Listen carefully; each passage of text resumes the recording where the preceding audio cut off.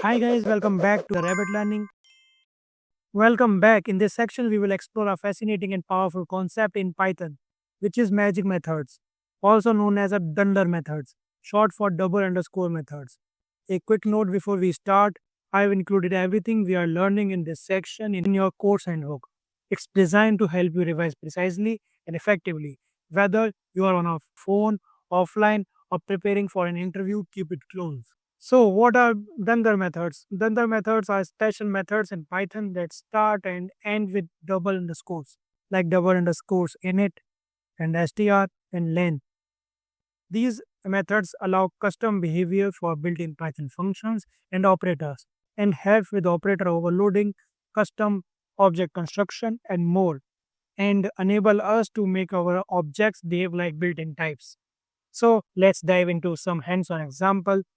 Uh, let's copy a few lines from this code and paste it dunder.py. And now let's create an object equals to employee Govind in the double quotes and comma salary 98876 and print e.name comma e.salary.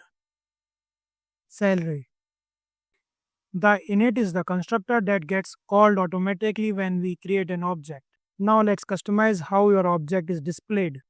So let's create a new function def str and pass the argument self, then return f strings. The name is self.name and the salary is self.salary. If I print str e, then you will get the output. The name is Govind and the salary is 98876. This is what user will see when they this is what user will see when they print the object. Now let's use wrapper function, which is for developers and debugging. Let's define another method def wrapper self return f strings. The name is self.name and the salary is self.salary. And if I print the wrapper, you will see the output. The name is Govind and the salary is 98876. And if you want to give a custom length logic, want to make your own object work with Python's built-in length method, you can do that too. Print len e and create a new function def len self return len self.name. If you see the output is 6. This tells Python when someone calls len on my objects, return the length of the name. So there are many magic methods, like we have already used and discussed some magic methods in the operator overloading section.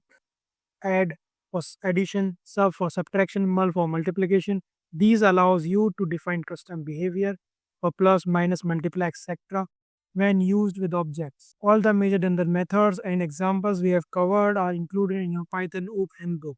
It's a pocket companion to revise and practice anytime, anywhere. Paint it, save it to your phone, or upload it to your Google Drive. In the next video, we will explore errors and exceptions in Python.